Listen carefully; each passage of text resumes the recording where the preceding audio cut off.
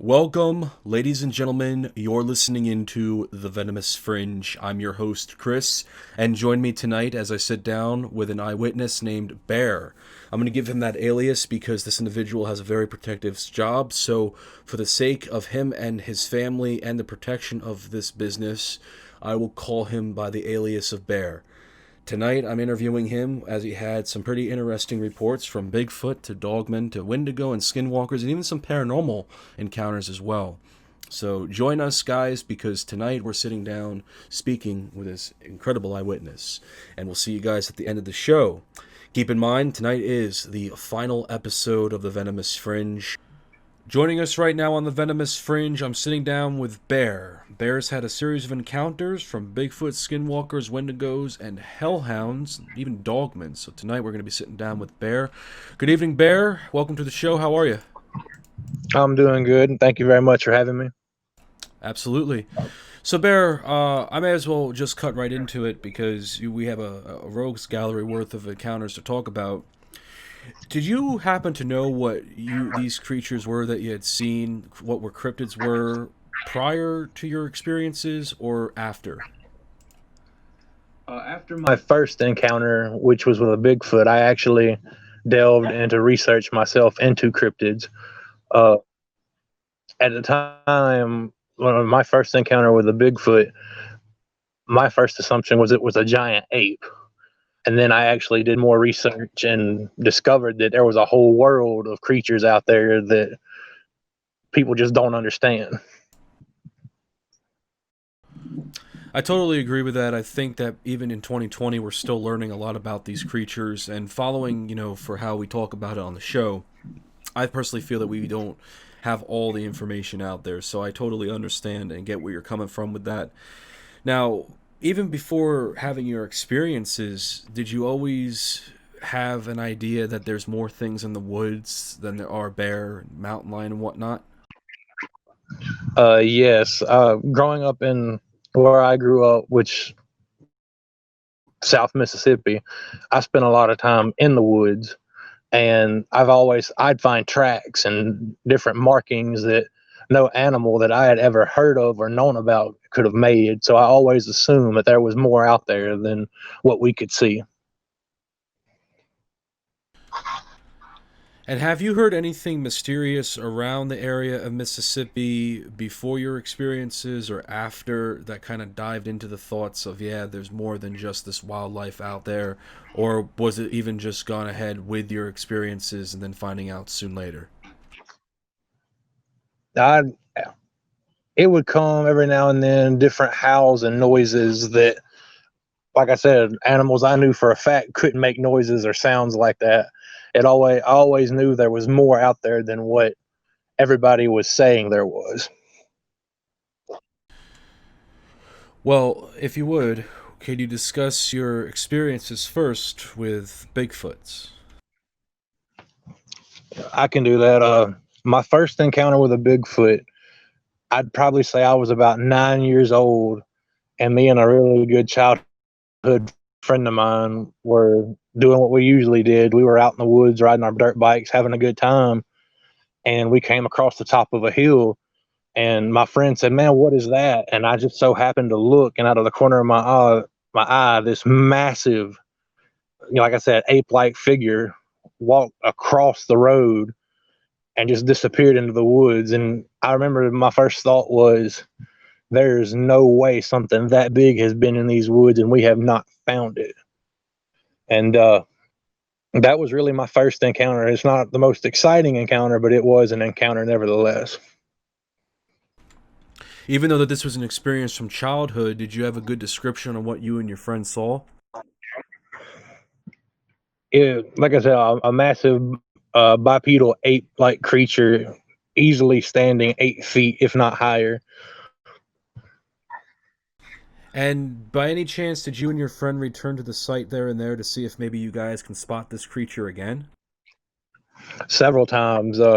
Most of the times I was by myself. After that, the part of the woods we were in, my family owned. We owned a great deal of property when I was growing up, and the woods was basically my safe haven. Never in my life have I ever been scared to go in the woods, and that encounter never actually changed that. And despite this being basically your running with a Bigfoot, had you by any chance did some digging around the area of Mississippi, had anybody else you know or heard of had any encounters with a Bigfoot in that region? Yeah, actually, there was my grandfather and his brother had an encounter. It wasn't until years later where he was in his twilight years that he actually sat down and discussed with me the stories and everything that he had heard and experienced from when he was a kid. There's also a bunch of people I grew up went to school with who claim they've had encounters and seen Bigfoot and just different, a variety of other cryptids. And seeing as Bigfoot is that major cryptid in cryptozoology, had by any chance you reached out to any organizations that have tried to do some research and digging around your region in Mississippi to see where this creature could possibly be in the woods? Perhaps it has a den, perhaps it has anything, a tree structure, anything out of the ordinary? No, growing up, I never actually, my family, we wasn't a very wealthy family. And most of the research I've done, it's from my family background. I'm of Cherokee descent, and there's legends. The Cherokee people have legends of different cryptids throughout southern Mississippi and Georgia, Louisiana, just where I grew up. And I've never actually heard of cryptozoology until I actually started watching your show, and it blew my mind that all these years I've done all this research by the book myself when I could have reached out to other people for help. Isn't it how it always works? I mean, personally, when you do all the research on your own, I actually have to say, and this is a thing I like to praise about you as well, is that you do your own research and your own digging. You didn't have to turn to outlets in a way to get the secondary idea. So that's a good thing to also think about because you built your own research without having to go to resources. Yeah, I appreciate that. Cutting in from Bigfoot, what were some of these experiences that you've had with some dogmen? Uh, I've had experience with dogmen 3 different times, two of which were very recently. It was a few weeks ago. I was on my way home from work and I was taking the back roads, which is something I usually never do. And it was dark, and I remember the moon was full, and something felt off, and something bumped the back end of my truck. And my first thought was, okay, a deer ran out and hit my truck. And I just so happened to catch in my side mirror this massive dog-like creature running on 2 legs. And I knew immediately what it was. It was a dog man. And I've done extensive research into the dog man and have my own theory on where they come from.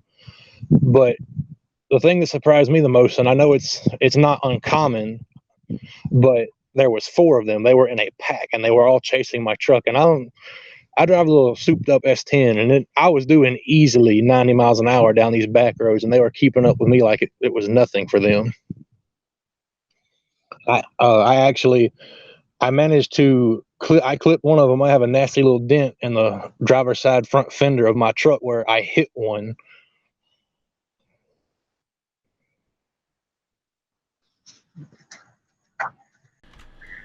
So when you had first seen it, did it look more like a werewolf of these creatures that you had seen in the pack, or did it look more like a dog? It looked more, honestly, it looked more like a dog. I'd say a German Shepherd head, pointed ears. It's the thing that caught my attention the most was their muzzle and their eyes. It was just it was, to me, it was unlike a dog's muzzle, but at the same time it wasn't fully, it wasn't normal.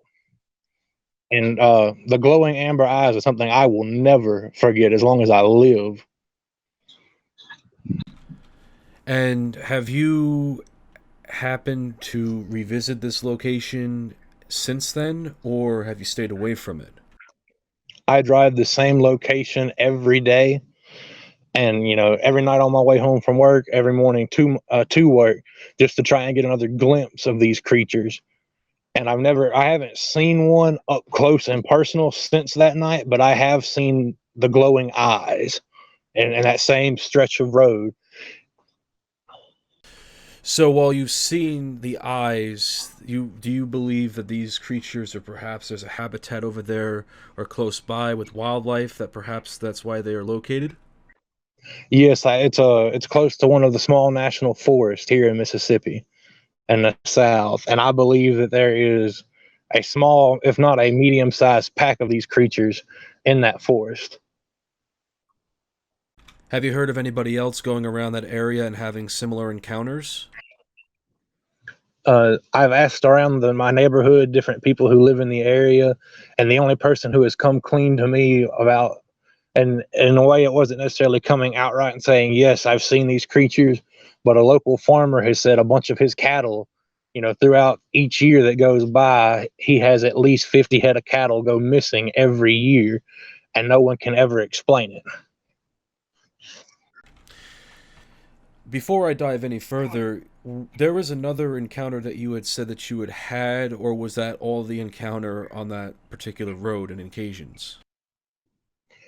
That was the only encounter I've had on that stretch of road. Another encounter I've had was recently. Matter of fact, it was 3 days ago. I was jogging the same road. It wasn't the same road, but it connected to that road. And that's what I do every morning. I get up and I jog to the end of my road and back. And I heard the growls. And like I said, it's nothing I've ever heard before. And I know the wildlife well in my area. And it was just, I immediately I went from my usual morning jog to a very defensive retreat home. In the best way possible, and it might sound like a complicated question, would you sense that the growls and the noises made were similar to that of a werewolf from a particular movie, or perhaps maybe they sounded more like natural, like wolf-like, by any chance? This sounded, it was a very deep guttural growl.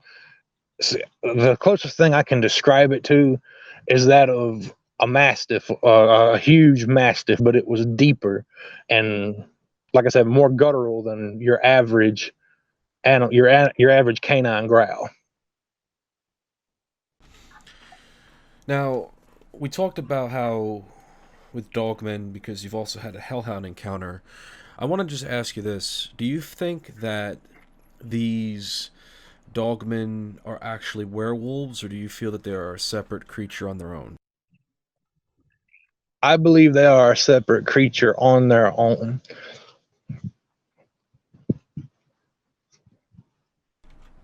And if you don't mind me asking, why is that exactly? Some of the Cherokee people that I know very well and I commune with have a belief that a dogman is actually a hellhound that has completed the mission that its master has given to it. So it transcends from a hellhound to a dogman, which can freely walk our world. That's a pretty interesting theory in a way, because this is the first time I'm hearing about it. And to think of it as that, so would you think that these creatures are fully evil, or do you think that there's some good? In the realm of dogmen, I do not believe there is such thing as a good dogman. I believe that that dogmen themselves are a pure evil entity. Fully understand. I mean, of course, for those out there listening, everybody's entitled to the difference of opinion. And even, too, I've also spoken to people who have said that they are these evil creatures. And while, I am mixed in between the both regions, I will say that there is a slim chance, but at the same time, I'm not 100% sure. I've never seen one. I've only gone by experiences. One other question I wanted to ask you about dogmen is, do you think that these creatures are here particularly on a specific mission, very similar to how you mentioned with hellhounds, going back and transformed into a dogman? Or do you feel that there is their way of survival, like a Sasquatch? I believe, and this is just again my theory on some of the Cherokee lore that I have heard, is that once a hellhound becomes a dogman, it no longer has a master. It is its own being, uh, its own person per se.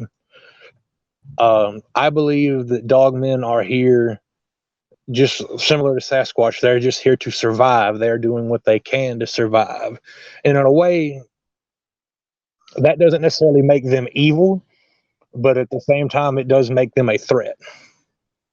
Let me let me correct myself there. As that would be like the same thing as saying a child accidentally, shoots someone. Does that make that child evil? No.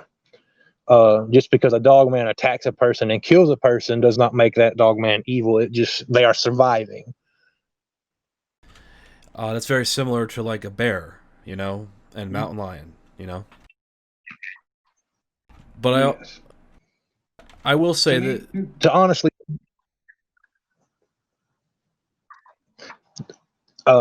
in all honesty, what I truly believe cryptids are just like any other animal. They're here. They want to survive just as we do. Now, there are a few exceptions to cryptids that I have a hard time accepting, but as far as Bigfoot, dogmen, cryptids of that nature, all they're doing is trying to survive. They are here. They're here for a reason, and that reason is to procreate, survive, exist. and you think that these creatures should be kept hidden and stay put the way they are, and public should not know what they are unless run into? I don't necessarily believe that, but when I was a kid, my grandfather always used to tell me that there are places in the world that we as man are not meant to go.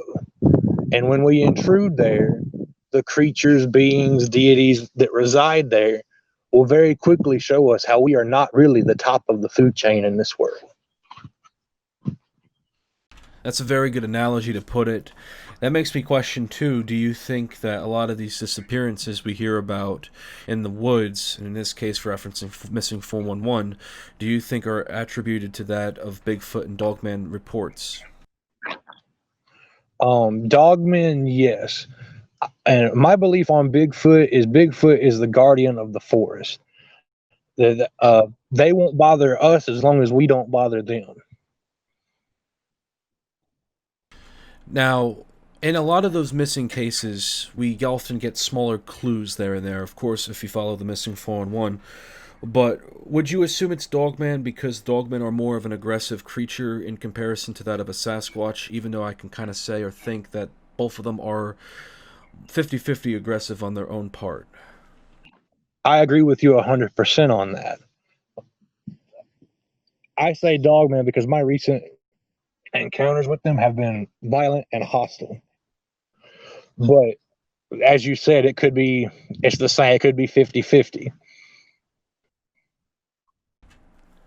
With a lot of the situations that turn up, whether it's agencies or something small, do you believe that's all attributed to that of the protection of these creatures and that they don't want the public to know about them? Or do you kind of feel it's just too much of a conspiracy theory on that end? I believe that there are those out there who are trying to keep the existence of cryptids a secret because science and I'm not trying to step a boundary here, but science and religion refuses to acknowledge they exist. So I do believe that there are those out there who are trying to hide the existence of cryptids. Diving into some other different territory, what are some other cryptids that you have ran into? Well, as I said earlier, I have had encounters with hellhounds before, and it was actually a very physical encounter. I have a scar on my left foot where I was attacked. My nephew, got about 10 years ago. He wanted me to show him and his girlfriend how to get to a spot where in our neighborhood everybody went to go swim and hang out, and it was a nice little waterfall. And to my knowledge, it had been closed because a bunch of campers were found murdered or dead. But my nephew persisted, and it was his first girlfriend. I didn't want to seem like the bad uncle, so I told him I would take them, but I would be going with them for protection and to ease my mind. And we got to the place, and we hiked about maybe halfway back, and I got a real cold chill, and the smell of brimstone, which it's sulfur basically. It was so strong and so pungent.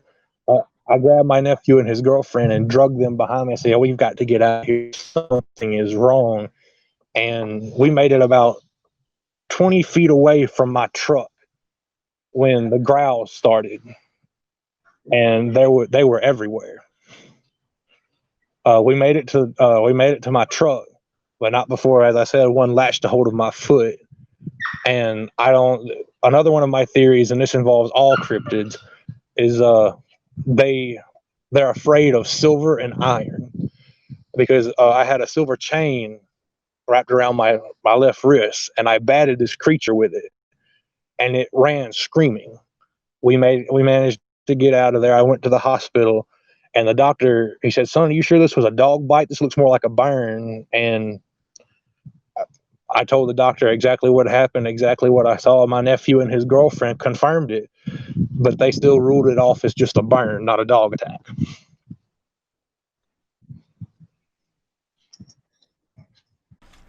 I think the scary part about running into something like that is the fact that even though that you can go somewhere to get checked for an injury like that, they will always put it as a regular zoological animal despite what you truly see. Yes. After that incident, did you happen to revisit the site, or did you happen to know anything else about the area since that event over a decade ago? I actually did thorough research on it and found that when these people, it was a bunch of campers that they were found uh, by, it looked like they had been mauled, but where they were mauled was more like a burn. I've done more thorough research, and according to the archives that I looked into, there were no actual tracks. But when police and detectives looked in the area, they found piles of what they assumed was ash that were hot.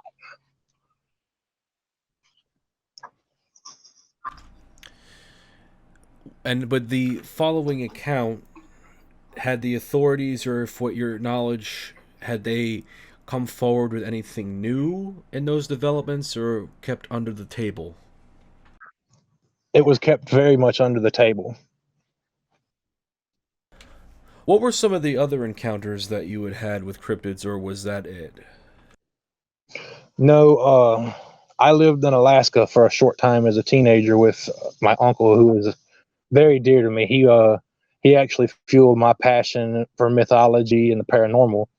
And we were there, and we were hunting like we always did, and we came across a circle of, it was just dead animals. It looked like they had all been ripped inside out. And my uncle looked at me with the look that was on his, and when I say this is a man of ginormous stature, as I am now, I'm 5'11", and back then I was probably about 5'2", 5'3", and he towered over me. He was a giant of a man. The look that came across his face, I'll never forget, because that whenever I imagine true terror, I always think of his face. And we turned to run, and we made it about, I want to say maybe 100 yards from the end of the trail, when I heard my aunt call me, and it came from behind us. And my uncle screamed at me. He said, "Keep running, don't turn around." And I was a teenager. I heard my aunt, we're running from something. My first thought is, I've got to go help her.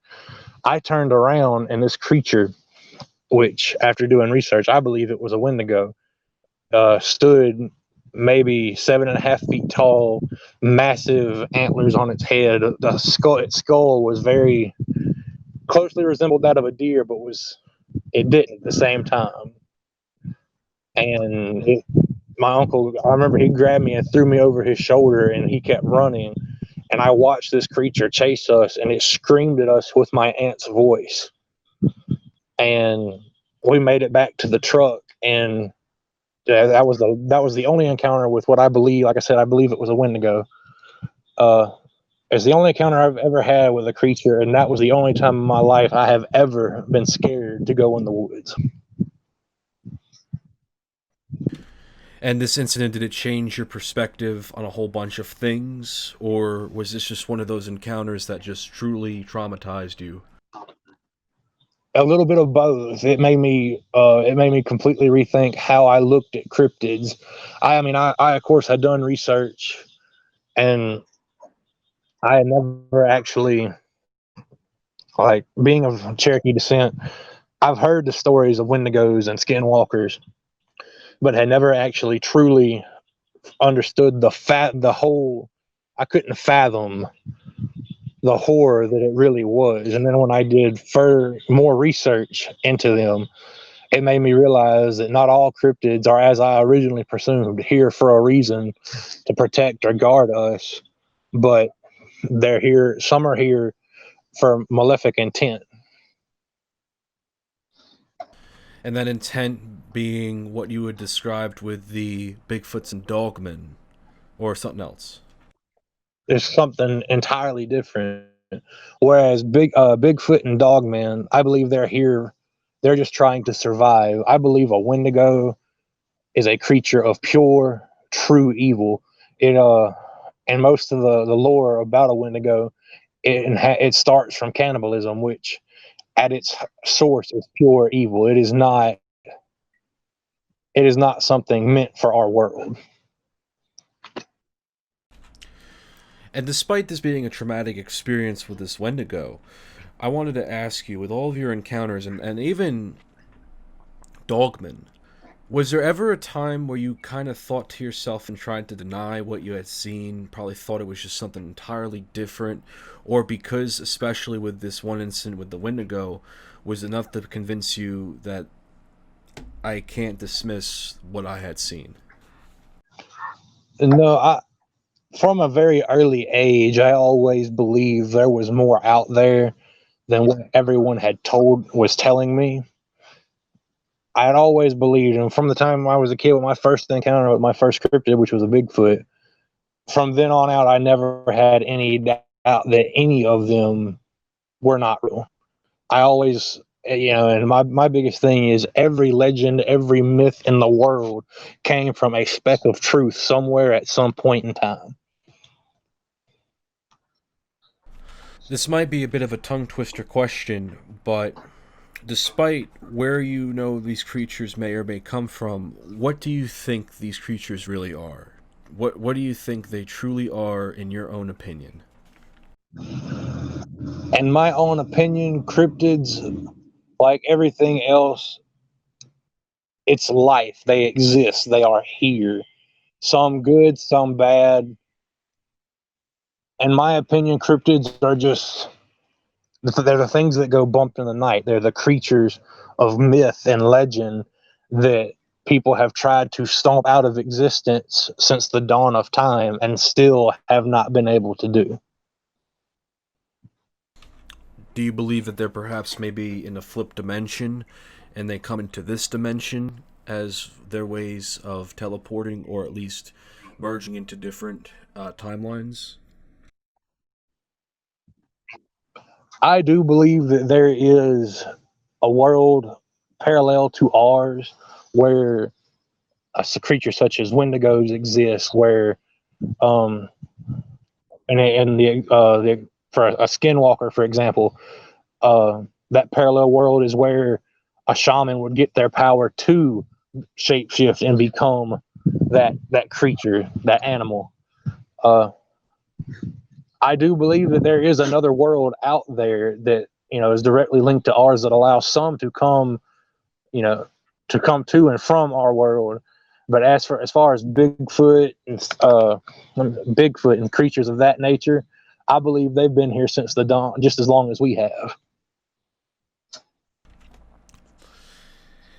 And on the top of that, you said you conduct your own research. I figured I'd ask you this question before we proceed. As a researcher, what are some of the things you do? Like, do you collect some reports? Do you go ahead and go boots on the ground in certain locations? I do a little bit of everything. And my best friend calls me crazy for it, but I've actually had a dream since I was a teen that I wanted to put a group together who could actually go cryptid hunting, just to, capture one of these creatures for study and only study, just to prove they exist, and then release it back into the wild. But as far as my research goes, I do a little bit of all of it. I hit the ground, I go places, I walk through the woods, I follow tracks, I get on, I go find old archives and libraries, I get on the computer. I do a little bit of everything as far as my research goes. I'm very passionate about it. Now, when it comes to also researching, do you protect yourself? Do you have any type of protection? Are you an advocate for protecting yourself against a cryptid in the need of defense, or are you pro kill? As long as I will defend myself against a cryptid, but only if they give me a reason to. And it's the same with a dog man. If I see a dog man in the woods and he sees me, one of two things is going to happen. Either it's going to attack me or it's going to go on its way and I'm going to go on my way. I will defend myself. Through my research, I found, and I believe it's the same for most cryptids, iron shavings and silver. Bigfoot especially. Iron shavings drive Bigfoot crazy. So whenever I can do my field, when I'm actually in the field researching, I usually have several silver chains or rings, bracelets, stuff like that. I sprinkle iron shavings on my clothes as I walk through just to kind of give myself that base level of protection. And of course, I have a firearm and several bladed weapons I carry with me at all times. Now, speaking of other variants of cryptid here, do you, by any chance, think that you can kill a cryptid? Do you feel that it is very simple to kill a cryptid? Now, I'm not saying that one can do that or I encourage that, but in your own opinion and thought, can you kill a cryptid?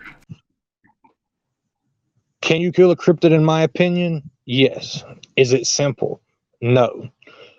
I believe the force and the effort it would take to kill a cryptid is something that one person by themselves it would be impossible for them to do without extensive training. And I'm talking years of physical and mental training it would take to actually combat a cryptid one-on-one. So do you think in a way like you have to almost be Rambo in order to necessarily take on a cryptid?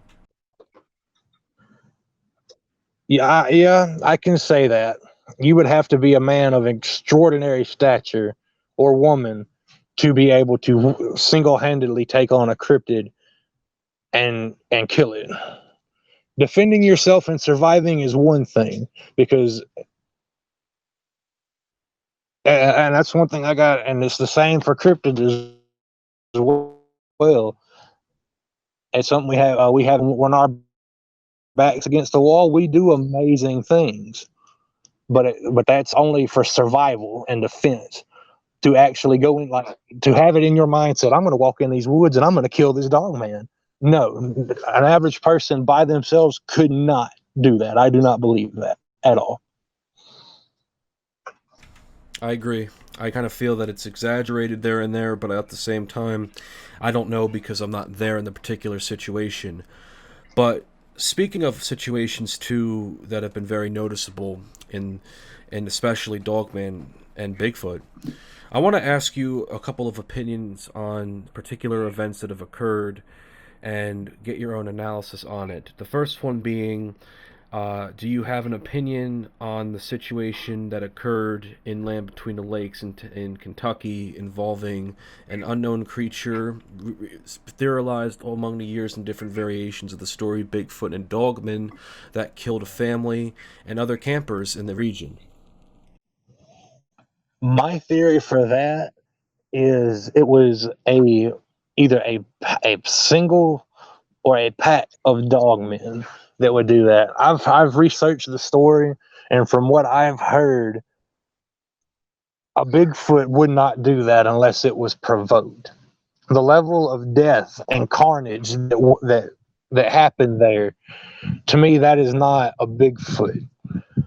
That's to me, that's more of a dogman like behavior.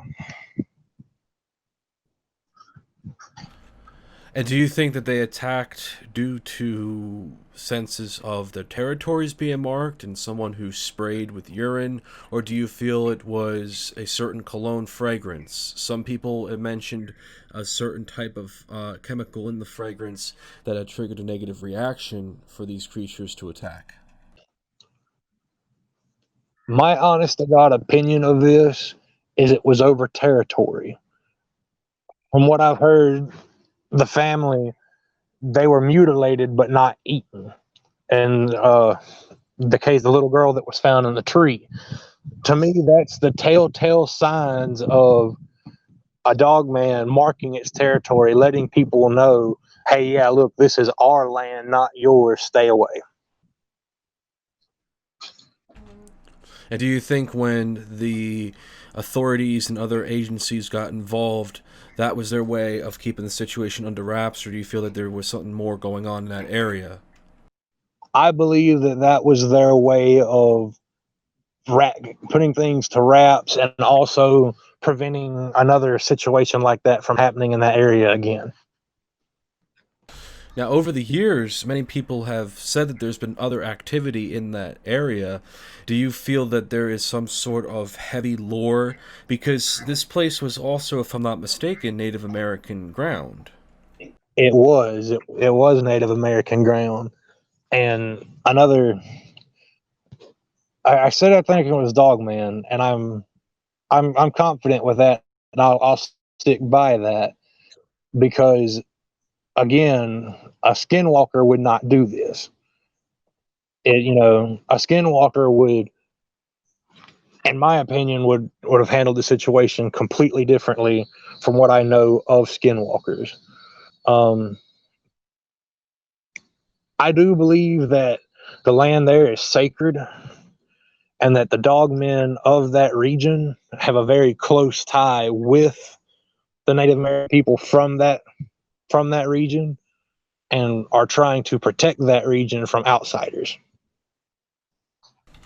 I think in many cases that's probably one of the more common explanations that make a bit more sense because often in many of the LBL stories that I've heard, whether it's researchers who visit the site or people who are traveling there as tourists, they always feel that sense of being watched, and then there's always something else that's added to the mix that they feel that they need to leave this area. There's been one report I've heard about involving that, so it does make more sense in that nature. Transitioning from Land Between the Lakes, I want to talk about the Diet Law of Past incident that happened in Russia in the Ural Mountains involving the hikers that were killed or mysteriously killed. Do you believe that that was the work of an aggressive creature such as a Bigfoot, perhaps maybe the Yeti, or even a Wendigo? I agree with that. I do believe it was one of the variety species of Bigfoot or a Yeti, possibly a Wendigo. That's actually a topic I talk about all the time with a few friends of mine from around here, and we all seem to have the same conclusion that it was a Yeti or a Wendigo. A lot of one of the I think when the reports were coming in from the coroners, there was and the people who arrived at site too. The bodies, the tongues were out, and the bodies were structurally mutilated. So many of the reports could point out to being an aggressive Sasquatch, but I've been under the impression that it's a Yeti. for the sake being that there seems to be more aggressive encounters involving this, but it also makes me wonder too, do you think that this was also over territory as well, or perhaps this was just a rogue Yeti or ape-like creature or something that did this? You mentioned the tongues being removed. That and a lot of people I talk with send up the flag that it could have been a possible Wendigo attack. But as far as the attack itself, I believe if it was a Yeti, it was probably they entered its territory, they disrespected its territory, so it reacted violently. Now, one of the things too that stand out is that in a lot of heavily wooded areas, especially in the colder climates, there's reports of the giant ape men, the mountain giants, or in general creatures, cryptids, that are very much so running those woods. Do you feel that these creatures, going back to what you even said about them, living in their own harmony, being alone and whatnot, that their best roles are to protect their own, to keep away from society 100%?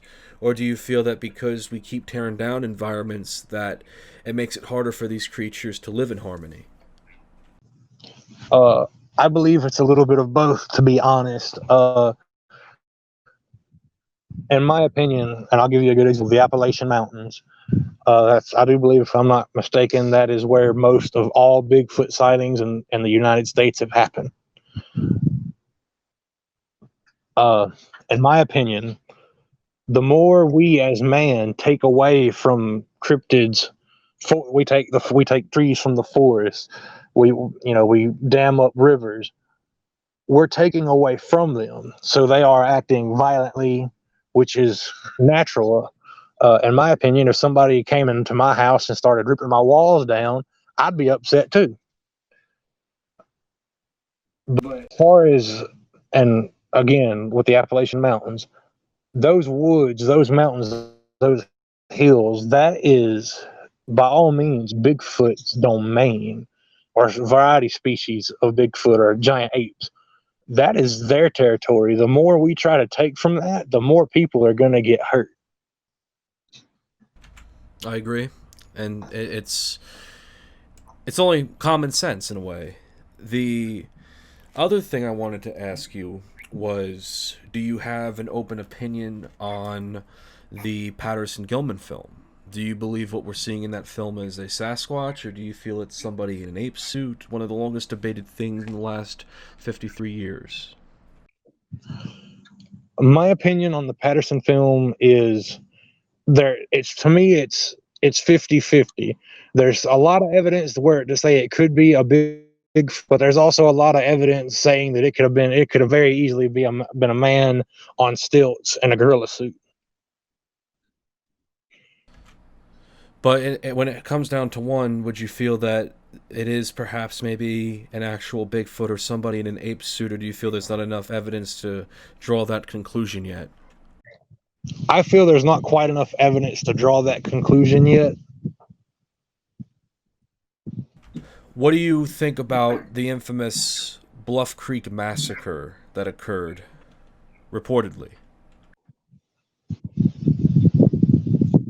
I don't know if I've ever actually researched that. Well, I don't want to get too taboo into it, because it is an incident that, while you aren't 100% about, it was reportedly an incident in the same region as the Patty film was shot, that in fact an actual Bigfoot colony was also shot. And these reports have also been making claims lately around the campfire in the last few months. But I only ask that question because while it relatively is the lesser known part of the Patterson-Gilman experience, despite the claims of it, it's debated to be whether it's real or fake. And even though that you don't have a drawn answer because you don't know too much about it, I just figured I'd ask just in the event if you happen to. I appreciate that, and that's something, it's piqued my interest. I'm gonna have to look into that now. It's as a researcher and just somebody who's fascinated with cryptids in general, learning something new excites me. That's what drives me. What's interesting is when you first figure out what a cryptid is, and then when you look at it and you kind of want to do some more digging, especially for where your residence is, there's a lot of cases of Bigfoot's, dogmen, wendigos, skinwalkers, and it makes me question. It's like almost as if these creatures are they pick certain hotspots due to the amount of nature and plus also to the idea that not many people would go out and try to seek them, especially for their intimidation factor. There's a theory. It's a debate going on amongst quite a few of the cryptid fans in my area, and it's an old Cherokee legend that all over the United States and there's places in the world that give off more energy. Or it's where the Earth releases the most. It's the most concentrated amount of life, as some people would put it, and it's in those areas such as the DeSoto National Forest, Yellowstone National Park, places like that, where life is so vibrant and growing. It's in places like that where I believe truly where most cryptids like to lurk and exist, because it's in those places where they feel that energy, where they feel most at harmony, most at peace. I agree. I also do like the South, so I feel that it's a good landmark to really establish and be in habitat and harmony. Now, one other thing is that we often hear some cases too of people who happen to have a caregiving type of position with Bigfoots, such as gifting, and that they are around they visit human beings in that trade. How much do you know about that? Is that possible, or is that just kind of like something that's said but isn't true at all? Speaking for myself personally, the woods I live in, all around me, there's telltale signs of Bigfoot. Whenever I'm out in the woods, if I stop and eat apples out of an apple tree or just stop to take lunch, I myself, I always, if I don't eat like all the fruit I have with me, I leave it there. Not, not per se for Bigfoot, but for any animal in the forest. And in a lot of ways, it's why I feel I'm so protected in these woods right here around where I live, because I give back to nature. I don't take anything I don't have to take. That's very fair. That's a very good response. Now, I also wanted to throw this at you. When it comes to the idea of Bigfoots and Dogmen, do you believe that they could get along? Can they live in harmony together? Or do you feel that one day it comes down to the region that there's going to be some territorial debate and that those tribes are going to both go at it? I honestly believe that Bigfoot and Dogman, they've coexisted. They've lived amongst themselves for years. But I believe that if the Dogman, if that tribe necessarily decides it wants to be the top dog, to say, I believe they would fight. I believe they would fight over territory. Yes. Now, in your opinion, and I don't want to kind of come off as if it was like, pay-per-view match, but what creature would you think is a more dominant cryptid? Do you feel a dogman is more superior of a Bigfoot, or do you feel Bigfoot's more superior of a dogman, or do you think it depends on the type of build and the personality of such respected species? In my opinion, one on one, a Bigfoot would destroy a Dogman, but a pack of Dogman versus one Bigfoot, no. I think the Dogman would have the advantage.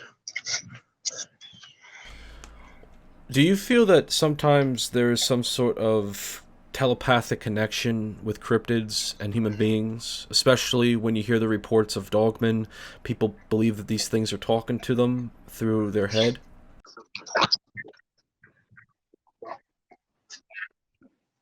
With Dogmen, no, but with Bigfoot and more nature bound creatures, yes. Do Bigfoots do this to draw the attention to know to the person that they're speaking to that they're there, or do you feel that they're doing this for their own needs?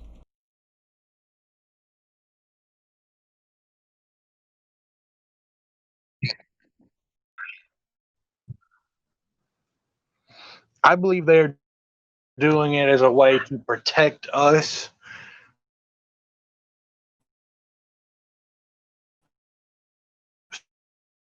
Say, for example, you're running through the woods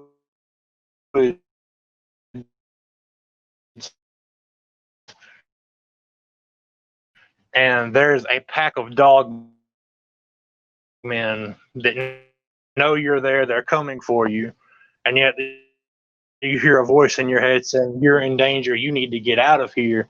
I believe that would be a Bigfoot warning somebody saying, hey, yeah, look, you're in danger. Interesting, because I was going to ask you about that. I was going to say, do Bigfoots, do you think, warn us to be protective and stay away from dogmen? Because there's also been many reports where people think that Bigfoots do certain things like that in territories to warn us all out. I've also heard cases, too, of dogmen chasing people as a way of warning people out of the bigger build dogmen, the more rogue, the more violent ones. Do you think if any of that is true, or do you feel that's not really the case and it's morely just Bigfoot? I actually believe that's more Bigfoot, to be honest. Additionally, with these other cryptid encounters that you had ran into, what are some other cryptids that you had encountered or heard of? I've heard of several different cryptids. I've encountered, as I said, dogmen, Wendigo, Bigfoot, hellhounds, a skinwalker briefly, thank God. But that's about as far as my encounters. That's about all the encounters I've had was with those few I just mentioned.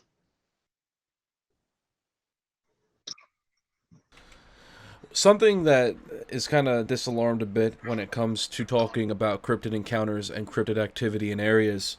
Are you aware of some of the wildlife in your location, or at least in places that you know of, and how there's probably been minimal activity of such wildlife? Is there some sort of activity that you focus on in that? I guess in a way to determine if there are some large predators out there that are at ease with the population? Yes, as a matter of fact, whenever I'm out in the field doing my field research, I always pay attention to the sounds of the forest or whatever area I'm in. I look for tracks. I basically cover my bases to try and discover what could be in this area, what kind of predator, what kind of cryptid. I'm very familiar with the wildlife around my area. I grew up in the woods. I've been tracking since I was a kid, so usually, my biggest thing is in my area is the deer population. In the last, I want to say, give or take 6 years, the deer population in this area has been slightly balanced and slightly unbalanced. And it usually, around the time it gets, no, let me rephrase that, hunting season. Of course, the deer population is going to diminish in hunting season. But all year, these last few years, the deer population has taken a huge hit, but it's also like they bounce right back. I believe that the wildlife in my area and the cryptid predators such as dogmen in my area have found a way to coexist peacefully. I believe that the dogmen, they hunt, they take what they need, but they don't gorge themselves, if you understand what I'm saying. They pick certain deer and then kind of move forward with other deer. Yeah. So you believe that perhaps they're like this with other animals too, maybe even bear? There aren't very many bear in my area. We have the occasional black bear, but yeah, I can agree with that. Our bear population is kind of, we don't have many, but the ones we do have I from my personal observation, cryptids have not affected the bear population here as much as they have like the smaller game animals. So then let me ask you this, because often it's a question that is kind of turned and twisted, but I also feel that it's a question that makes a bit of kind of a predatorial sense when it comes to the food chain. What do you think about with cryptids about having some sort of mutual respect for other wildlife? Because I do believe that, yeah, it's obvious they run into deer, they run into bear, mountain lions. But what do we talk about too with other large predators out there that these creatures would have some sort of coexistent, like you even mentioned, mutual respect? Do you think it's possible for cryptids and like that to have those pick and choosings, and not just dogmen, but even Bigfoots or goatmen? Uh, what would you think the same thing? Yes, I actually agree with you on that. It's all about balance. Um, Smaller predators such as bear, mountain lions, wolves, all of that realizes where they are. They realize where they are on the food chain against creatures like Dogman and Bigfoot, and they show them the respect they deserve. While at the same time, Bigfoot, Dogmen, and other larger predatory cryptids acknowledge the fact that while they are the top dog, they're not going to gorge themselves. They are trying to keep nature in balance. So I believe they would share with each other and get along with each other out of respect for one another. But in the event if there were to be some sort of a conflict, that it would be a very violent solution, would you think? Uh, Unfortunately, that is what I believe. A good example would be a young black bear or a young mountain lion attacking a dogman or a Bigfoot because it has encroached on its hunting ground.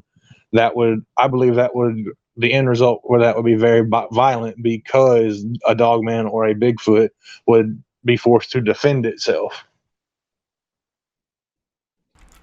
Not to go into a jump in the shark type stage when explaining this, but do you think that there is a possibility that cryptids could build some sort of form of intelligence where they can operate vehicles, weapons? We often hear in some reports Gugwi carrying weapons. What are your initial thoughts on that? As far as dogmans are concerned, no, I don't believe they could operate a vehicle or carry a weapon. Now, a Bigfoot, I do believe it could. If a Bigfoot observed a person long enough operating a vehicle, a car, a forklift, something like that, I believe they could instinctively learn and teach themselves how to do that. Yes. Now, when we also spoke, we spoke about you had mentioned, sorry, about how you have some Cherokee blood in you. Yes. What are some of the thought processes when it comes to a lot of cryptids? I may have asked you this last time, but I also could be wrong. Is there a mention of cryptids? Could there be a mention of it? Is one mention of one cryptid, could it be bad? For example, often you hear about the idea of Bigfoot being talked about, but the idea of Dogman being talked about is negative. I mean, how true is all of this? For what I've learned and from what I've been told by my full-blooded Cherokee relatives, Dogman, Bigfoot, the Skinwalker, depending on what area you are in, depends on what kind of rep they have. I'll give you an example. My great uncle is a full-blooded Cherokee Indian, and when I was a kid, he would tell me stories about skinwalkers and dogmen and Bigfoot, especially. Uh, the one that sticks out the most to me, and it made me question my line of thinking towards dogmen, was that he said that dogmen, some wouldn't be considered, to him, they weren't evil. To him, they were guardians just like Bigfoot was. And I've always questioned that because from the encounters that I've heard of and the encounters that I've had were always violent. Um, Bigfoot, I've heard different tribes, different from Cherokee to Apache, say that Bigfoot They believe he is the guardian of all the forest. I've heard different people say that they believe he was a menace to the woods, that they could not hunt, they could not be there because they felt unsafe. It all really depends on where you are, the what reputation that cryptids get. If we speak about cryptids' personality, you think that each personality of a cryptid's different than the other cryptid. A Bigfoot could be more positive on one, and another could be negative compared to that one positive one. So, do you think also too it relies on the idea of how each one acts as well, especially elders? Yes, I was actually going to touch base with that. I was mentioning earlier how a young mountain lion could encroach on a dogman's kill for being in its territory. Um, the same can be said with cryptids. A young cryptid who has not lived as long, if they were not raised properly by the elders of their kind, they would, I believe, they would also act out and do things that others would not. The older members of their tribe would not. What are some of these other Cherokee legends and lores that we can touch base on that involve cryptid or some sort of form of entity like Wendigo? From what I've been told by my great uncle, the two greatest evils amongst the Cherokee people were, in fact, the Skinwalker and the Wendigo. A Skinwalker is considered one of the greatest evils of the people, of the Cherokee people. Shamans who are believed to be Skinwalkers were cast out of tribes and villages and forbade forever coming back. Wendigos in Cherokee lore are as about as evil as you can become, because it is true. It is cannibalism at its truest form. It is people who have committed the greatest sin and fed on their brothers and sisters, and the monster that they become as a result of that, they are and in some cases a whole tribe will up and move away from the area where a Wendigo is, because they are that terrified of the creature. Often, too, we hear about Wendigo and Skinwalker being the top two most evil in native lore. Now, with that also being said, would there also be the idea that these creatures can possess any form of magic that they can impact into our own society, would you think? um with skinwalkers, it is possible, because a skinwalker at its base is it's still a man, so it could take some of the magic it possesses and influence us from our side of the plane. Whereas a Wendigo is a creature who is known to have a number of magical abilities, such as teleportation, transformation. Wendigos have a limitless, in my opinion, a Wendigo is a limitless threat. The options it has, the weapons it has to use against us, can influence us in so many different ways. And I have to agree with most people when it comes to Wendigos that it's there. With my experience with one, I call what I assume was a Wendigo when I was in the mountains, and it literally, the best way I could describe it, a very skeletal figure with antlers, and I saw it for a split second, and when I got my binoculars, and by the time I looked back up, it was gone.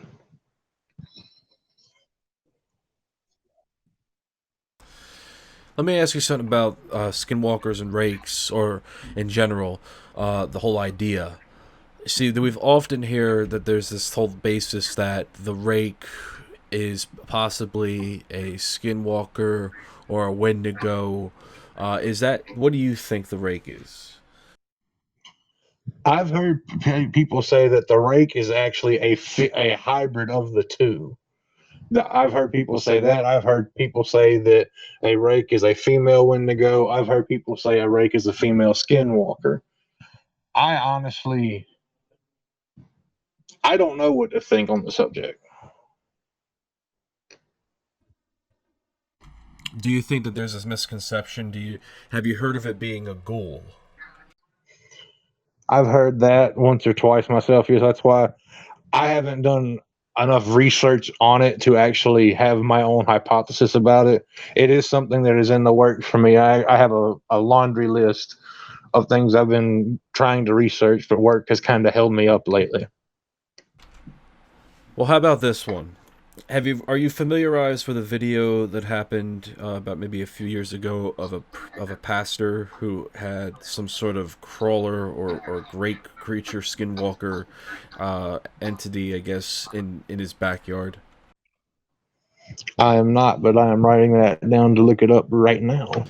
Well, if you're into it, for writing it down, when you get a chance, look it up. It's a video of a guy who is filming this creature, or what appears to be a creature, in his backyard, and it moves. But you see, the thing is that the body is shaped. It looks like a naked guy, but it's hard to make out. But that's why I asked, because when you look at videos like that, what my question would have been was, when you're looking at videos like that, can we take a look and distinguish that, yes, this is what an actual skinwalker can shapeshift into? But because, though you haven't seen the video, it's hard to obviously make out. But when you do give a chance, please take a look at that video. It is interesting. I most definitely will. How about the idea going from cryptids to now paranormal?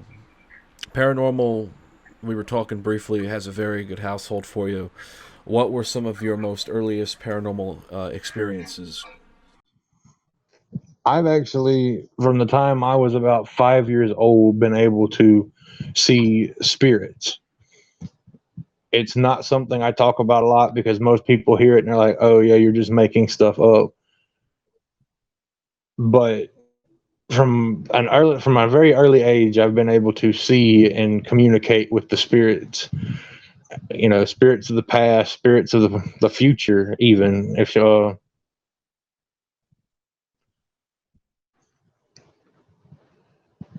to think of the best way to describe it. Um, some people call it oromancy. Other people call it exorcism. People would call it a version of a type of exorcism in some cultures. The paranormal, as far as ghosts, spirits, wraiths, beings of that nature, I've been affiliated with that since, for like I said, from a very early age.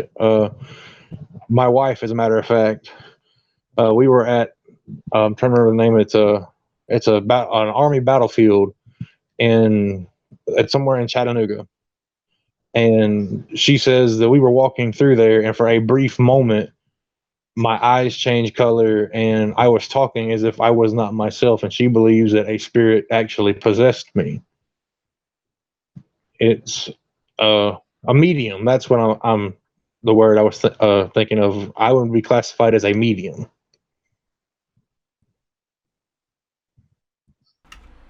So, this incident that you encountered when you were younger, do you have any recollection? Do you recall, even though that you said that there was mention that you were probably possessed, do you by yourself feel or have any type of memory going through that? No, I remembered walking through the battlefield with my wife at the time, and we were talking. We were actually talking about what we were going to have for dinner that night, and then it felt like I was there when the battle took place. For a brief moment, I was there, and then when I came to, she just said, "You completely, your eyes changed. You faded out. You were talking weird. Something." She said, her exact words were, "Something took you. Something possessed you." Have you personally, in your many years living, have any sight of having any form of possession? Other than that, no. What is your initial opinion when it comes to a lot of haunted locations? Do you think that there is some form of the history that's there that keeps the spirits at bay and they are on ground? Or do you think there's something else as a form of them protecting that ground?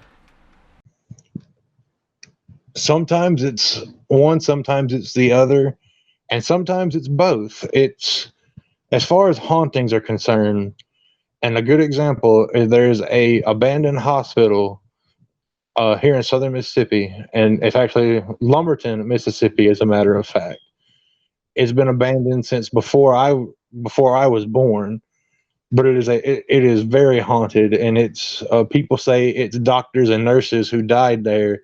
People say it's patients who died there, and I can't count how many different paranormal investigators, ghost hunters have actually gone there and never had the gall to actually finish an investigation. So this location has an array of activity that is leaving them out there traumatized. Yes. I hear often that many hospitals and asylums, especially them during a very harsh period in our history, always have the most vicious activity. You take into consideration a lot of asylums. Do you think that with the fascination of doing these investigations, it just gives out more energy to the spirits and to many of those in that position a lot of anger? Yes, actually. In my personal experience in investigating, I have found that the best way to go into an investigation is in a completely neutral state. Not excited, not nervous, completely calm and neutral. You get, in my opinion, and my experiences, you get the best ratings on your EVPs. Everything you get, everything stays calm. Nobody gets hurt. Versus somebody going in there all hyped up and ready, you're going to disturb whatever spirit is there. If you go in calm, collected, and respectful, you will get respect back. It's the same with cryptids. If you respect, I truly believe if we respect them, they will respect us. It's the same with the paranormal. It's the same with cryptids. And that's just my personal belief. When we talk about like the idea of respect, what would you go by as respect when it comes to going to these locations? First of all, do extensive research on the area. Second, be respectful. Bring a candle to burn, an offering, something to show whatever spirits may be there that you mean them no harm, while at the same time bring protection, charm, protective charm, silver rings, silver chains. It doesn't hurt to have uh, sprinkle moon water on over your clothes. It's that's and it I'm trying to think of the quote. Uh, Respect given is respect earned. It's going to locations, and I'll give you a good example. Alcatraz. It was not too long ago. I heard a big one. I don't remember exactly which one it was. It was one of the big time paranormal investigative shows. Went to Alcatraz, and three of their members had to be hospitalized because they went in with a gung ho attitude and disrespected the peace that that island has had. And that's a prime example of how how you could very easily get hurt doing things like that.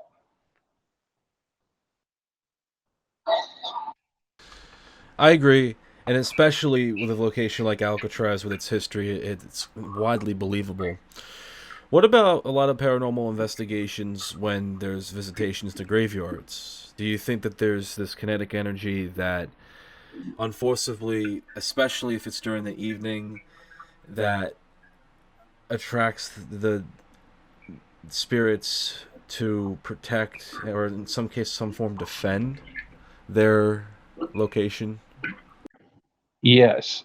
When it comes to graveyards, the spirits that linger in those graveyards are there because they're scared. They're still there. They have not ascended to heaven or descended to hell. They are trapped here by, in our world, by their desires unfulfilled or just something along that line.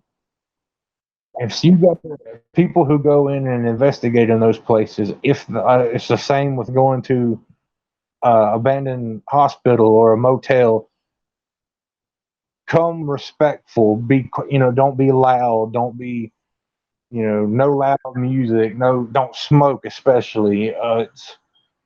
Be respectful to the spirits, and usually you will be okay.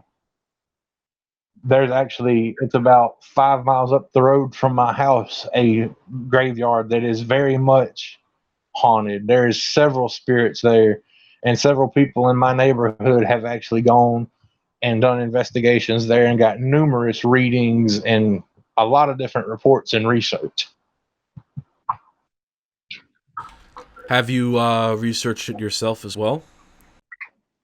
I actually spent the night in the place I was just telling you about, and there is a lot of activity there. There is a lot. The biggest thing there that I feel personally is regret, and that is why most of the souls there are still trapped there.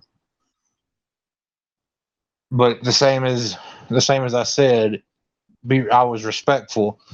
I sat there. I let them know that yes, I am here, but I mean you no harm. I'm just here admiring what you do. And I've only been hurt on a paranormal investigation one time, and it's because I lost my temper at one of my teammates.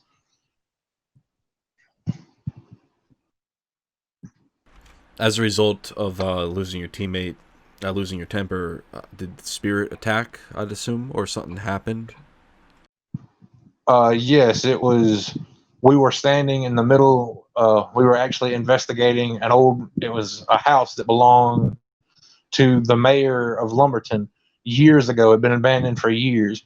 We were investigating that, and he was technically, it was my cousin, and he was being very loud, very disrespectful. And I told him several times, man, you got to stop this. We are here trying to be professional, and you're acting like a kid.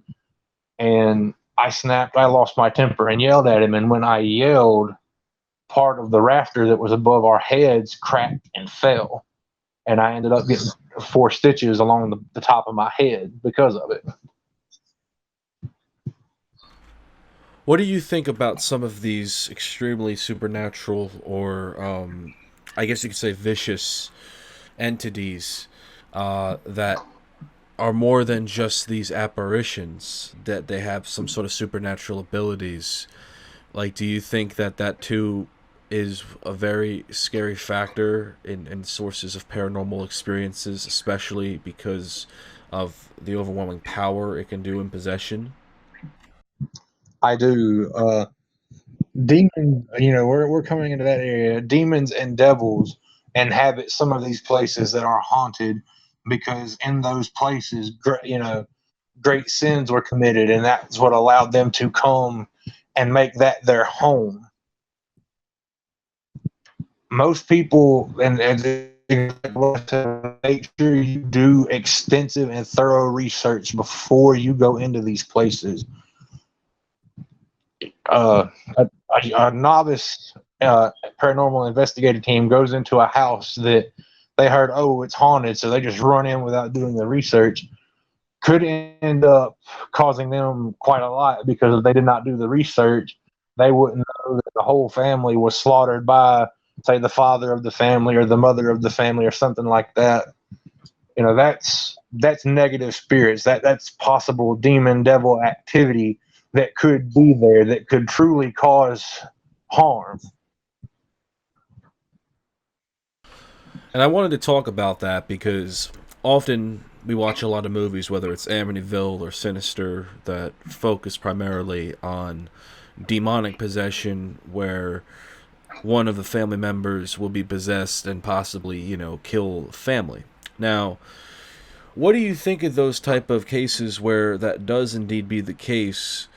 Is that something there where in many of the paranormal cases where the demon, it relies totally on the demon to succeed and to be exorcised out of the victim? Yes, when it comes to demonic possession, once you are possessed by an actual demon itself, you have one of two options. You can be exorcised and cleansed, or you can allow the demon to completely take you.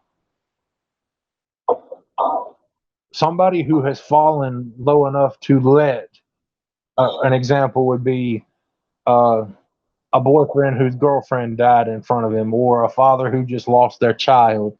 When they are at that, when our souls are at their weakest, that is a demon or a devil can fully take control of your body.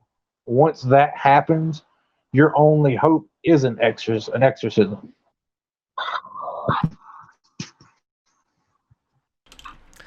And in many cases, too, exorcism plays a huge role.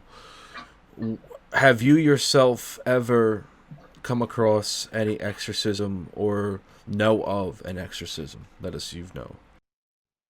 I have never experienced one. I know of a few that have happened through my research in different places. I actually know an exorcist, and he refuses to talk to me about it because he knows how obsessed I am with the paranormal and cryptids and such like that. And he refuses to share with me because he doesn't want me to try anything stupid. But I heard it was in Miami, Florida, if I recall, I think it was in 2012, a young girl was possessed by what they claim to be Leviathan, which is one of Lucifer's generals, if I remember correctly. And it took 12 exorcists to exorcise this little girl.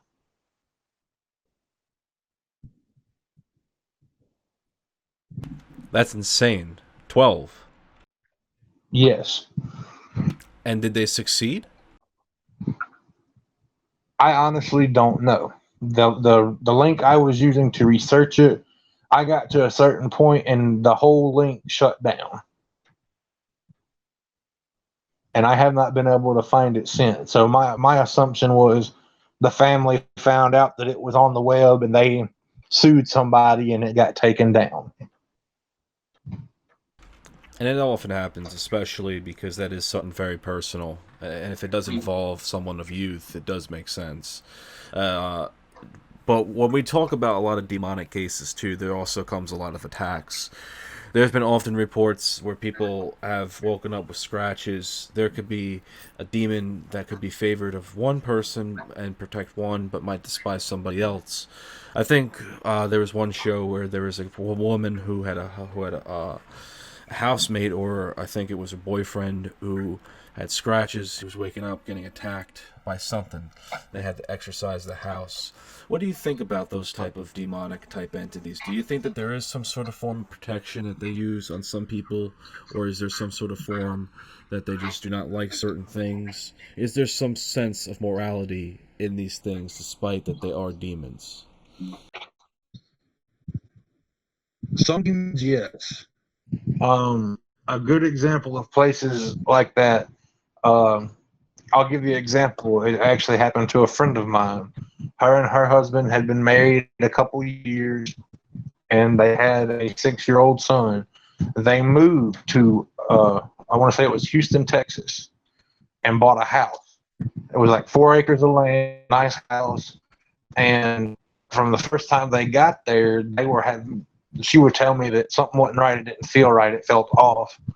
And their little boy was talking to shadows in the closet and things of that nature. And one afternoon, they were mowing their yard, and their son came running up, and he dug a Ouija board out of the yard. And she wouldn't go into detail with me what happened, but something happened that was so dramatic that they sold the property and moved. So I'm trying to think. And I'm not going to say his name, but there is, it's supposedly a devil that his name starts with a Z. And I'm not going to say his whole name because, as someone who believes in the paranormal, I'm not bringing that type of dark energy into my home.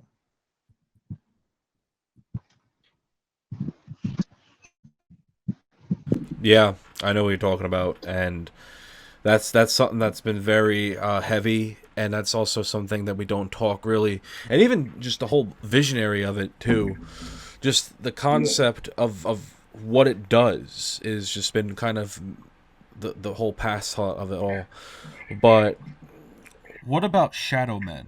What's your initial take on them? Shadow men being some of our more uh, darker, no pun intended or anything, apparition that also carries abilities that could be very vicious. Shadow men, in my opinion, are spirits who they've been here so long they've become agitated, they've become angry because they cannot cross over. So they become corrupt. They become shadow men.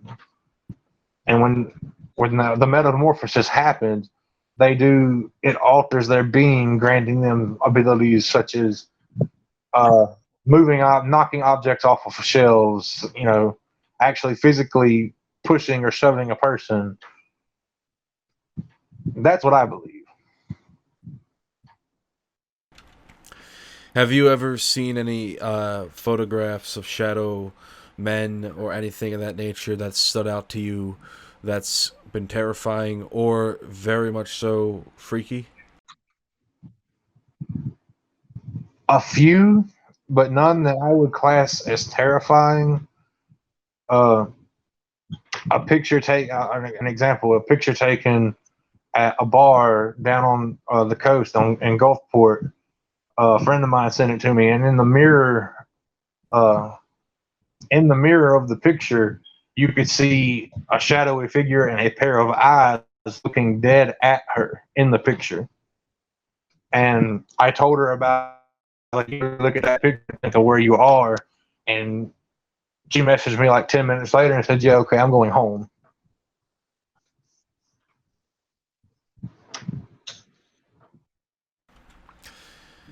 Have you conducted any investigations that primarily have had activity bite you back, or have you found anything evidence wise? I have the example, like I was telling you, my investigation into the abandoned house of the former mayor of Lumberton. I actually, that I got, it drew blood. I ended up with stitches on that, and that investigation actually, we got a lot of research, a lot of hit on EVPs. Uh, Mainly, they were all very negative and angry.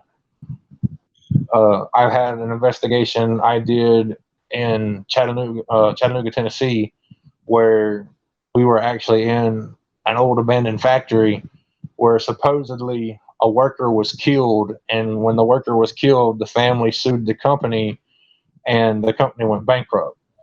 Uh, we have a lot of hits there. EVPs, people saying I'm sorry, people saying they hate this. It I've had a few investigations that yielded quite a lot of rewards, as I call it.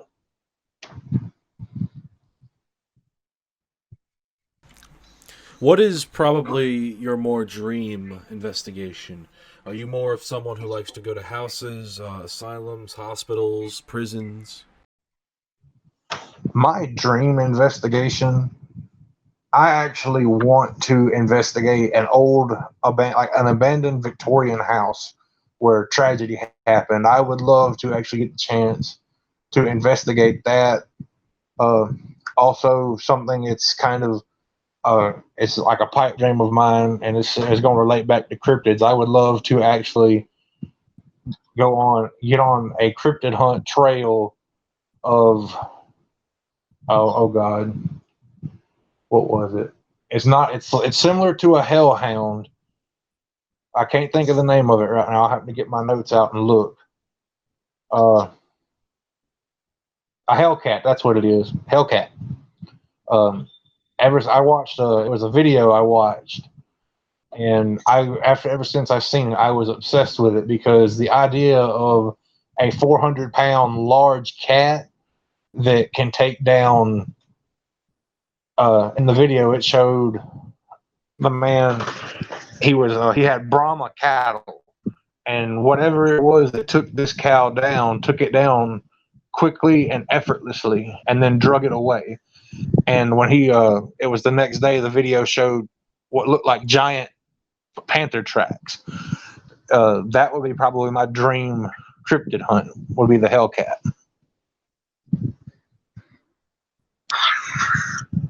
Do you have any other additional notes you want to comment on when it comes to the paranormal?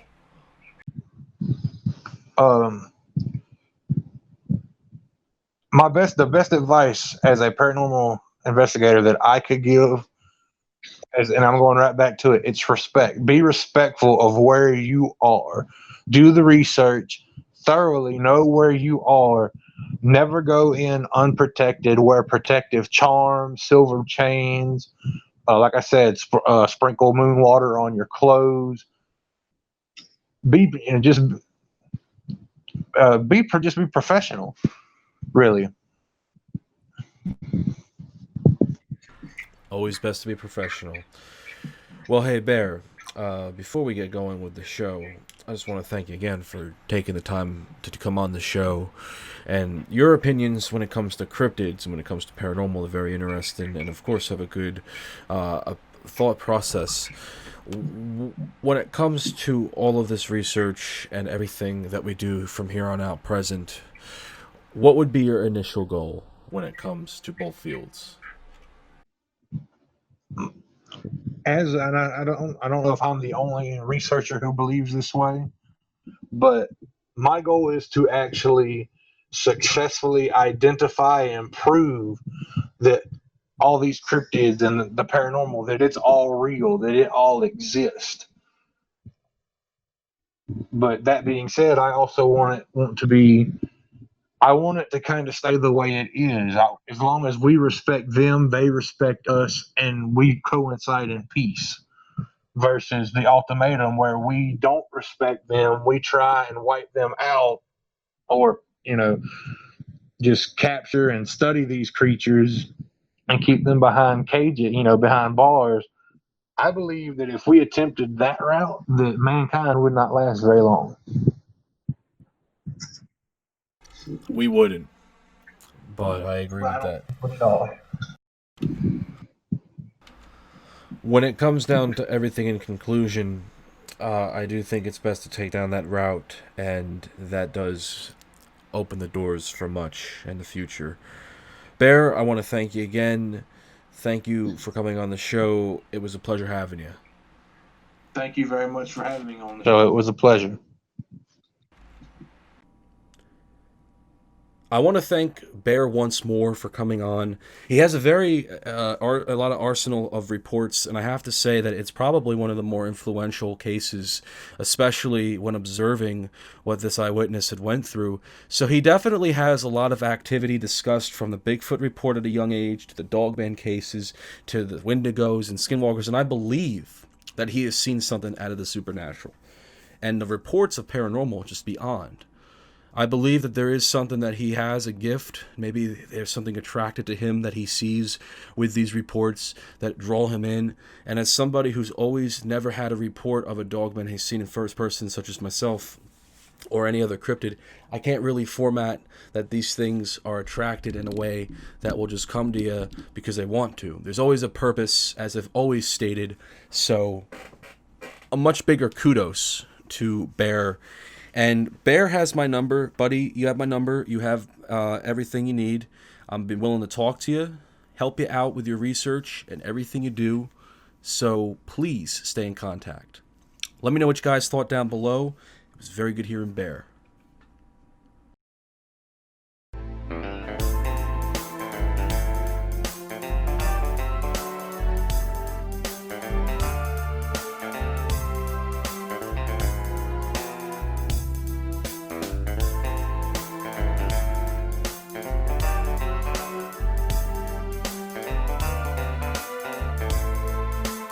Fringeaholics, this is Chris from the Venomous Fringe, and good night.